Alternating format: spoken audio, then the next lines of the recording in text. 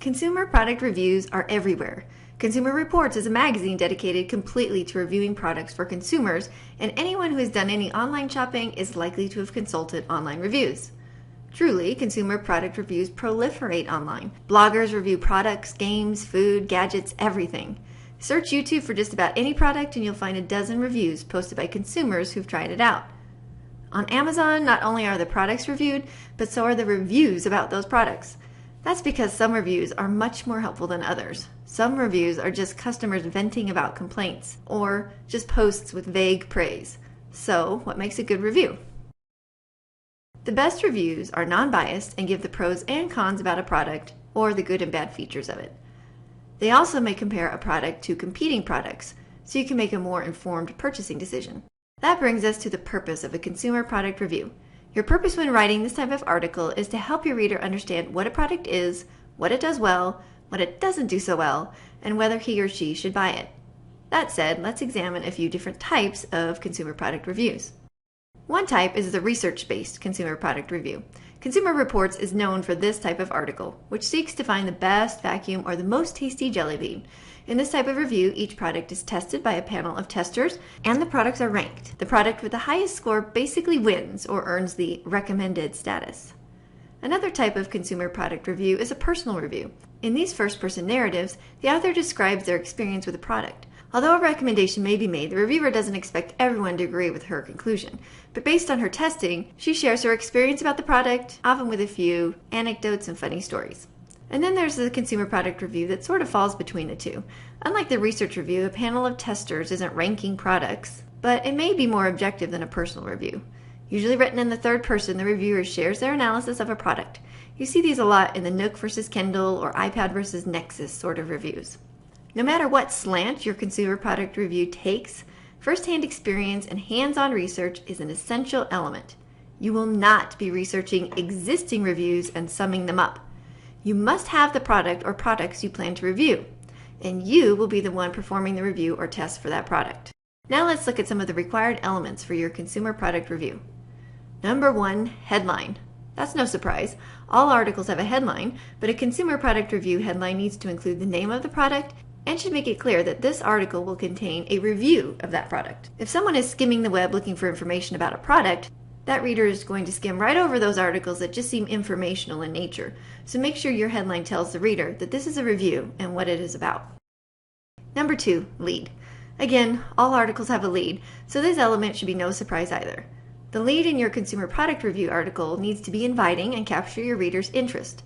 Let's take a look at a few examples. Professional tooth whitening in a dentist's office can brighten your smile in as little as one visit, but it can cost hundreds of dollars. Over-the-counter home whitening kits cost far less, and there's an ever-expanding array of options including strips that dissolve, strips that stick on, and even light-activated trays. But how well do they work? Let's look at another example. Google Glass is the first wearable computer to hit the streets, and, if rumors are to be believed, will battle the Apple iWatch when it finally goes on sale to the public next year. The first and ultimately most important thing you need to know about Google Glass is that yes, you'll look like an idiot. Not just a bit daft, but full-on, people giving you pitying looks in the street, silly. That aside, and it is without a doubt Glass's biggest issue, the technological side of Glass is fascinating. And finally, the hot sauce industry has never been, well, hotter. A stroll down the condiment aisle reveals a dizzying array of bottles, and that's before you consider online sources and specialty stores. Altogether, the category includes literally thousands of brands that generate well over 240 million in annual sales. Not to mention countless websites, blogs, and competitions where hot sauce diehards fanatically debate which brand is best. That said, hot sauce is just not for chili heads. Even cooks who don't crave spicy food are likely to keep a bottle handy to give recipes a little kick. Each of these examples of leads sets the stage for the reader and invites them to read more. Some use questions like, are at-home tooth whiteners effective? Some used humor, like the references to Google Glasses making you look like a daft idiot. And the hot sauce intro sizzled with great description. Number 3. You need to provide a detailed description of your product. Use your observations and maybe do some online research to clearly explain what the product is and what it does or is supposed to do. What are its specifications? Remember that some of your readers may have never seen or used the product before, so give a nice detailed overview. If you have something completely obvious, like chocolate chip cookies, use some online research to jazz up this section of your article. For example, did you know that Americans eat more than 7 billion chocolate chip cookies every year, making it America's favorite cookie? In addition to statistics, researching some lesser known information about your product can enhance your article as well. For example, did you know that the chocolate chip cookie was the result of a baking blunder? Ruth Wakefield, who ran an inn in Massachusetts, wanted to make a chocolate butter cookie. She broke up some bars of semi-sweet chocolate and expected it to mix smoothly into her dough. But it didn't melt completely. The chocolate softened but stayed in little chocolatey chunks in the cookie dough. Ruth's plan did not work out, but the result was hugely successful and became the chocolate chip cookie delight we love today. So, do a little Google searching to find some fun facts or anecdotes to add interest to your article. Number 4. Next, you need to tell the reader what criteria you use to evaluate the product. Since your audience are those considering buying this product, price should almost always be one of those criteria. Other factors will vary based on what you're evaluating. If you're evaluating type of food, your criteria might include appearance, texture, aroma, and of course, taste.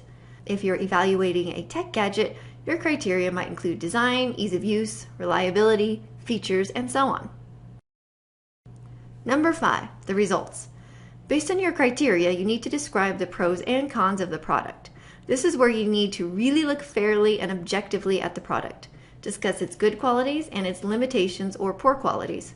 If you spend too much time praising only the good stuff or berating the bad stuff, you will appear biased and unfair. I avoid reviews that are too gushy or too critical because it seems like the reviewer either works for the company or its competitor or was too biased to offer a fair review. You don't have to make up good features if you really hate the product, but try to be fair and concede that some parts might be okay. Perhaps you prefer a touchscreen on your cell phone, but the keyboard buttons on the phone you are reviewing may appeal to those who like a tactile feel when texting. Be open-minded and fair. This doesn't mean you shouldn't be persuasive. You do want to convince your reader to agree with your analysis, but maintain a balanced, objective approach. Number 6, and last, you need to wrap up your article with a clear recommendation and evaluation regarding the product. Your reader should be able to walk away from your review clearly knowing your opinion on the product and with some information to help him or her decide whether or not to buy the product. You may include statements like, based on the reviews of our testers, this brand of chocolate chip cookie dough was a standout. Well, this one was to be avoided. Or you may offer some recommendations for whom the product might be good for. For example, the ZX25 does not offer enough speed for experts, but its precise turns make it a good board for beginners. Just make sure your review ends with a clear evaluation and recommendation. Don't leave us guessing. And one more thing, text features. Text features enhance your content, clarify your organizational structure, and add interest. Your consumer product review needs a description of your product and what it does, but including a picture of the product will really help your readers see what you want them to see.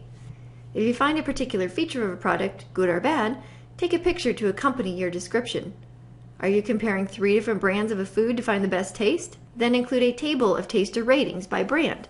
Use bold text, subheadings, and italics to call attention to important items and structural patterns in your article. Text features are your friend. Use them well, and use at least 4. That's the minimum for this assignment.